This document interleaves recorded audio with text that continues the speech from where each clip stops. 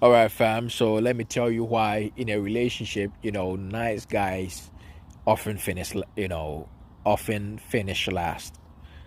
Um, most women, bro, most of the time when they're like younger, they begin to go out or hang around, bad boys. You know what I'm saying, with these, with the tattoos, with all these bad qualities, and after all those cycle, it's like a cycle. After all these things, you know they then come to the realization that I have wasted all my time with all these men that don't treat me, they treat me like shit, and so right now let me look for, you know a guy who has money, and it's like an insole or maybe a nerd.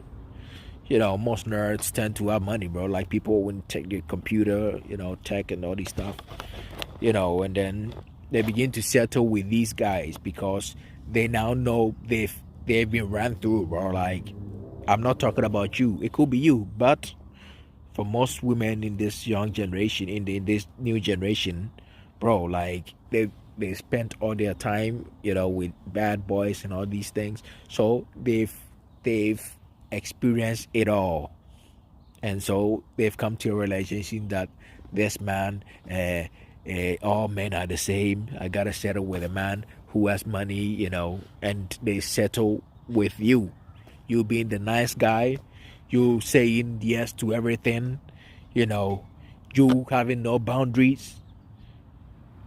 You just accept her. You're like, well, oh, I gotta go. I go out to Miami with my friends, and you being the nice guy, saying yes to everything. You're like, oh yeah, you can go, sweetie. You don't know what stays in Vegas. Vegas stay. What happens in Vegas stays in Vegas. She's not gonna tell you that, bro. She's go. So, yeah. I'm even wasting my time talking, bro. Like, nice guys finish last. If you're a man, you gotta have boundaries. You don't have to be saying yes all the time.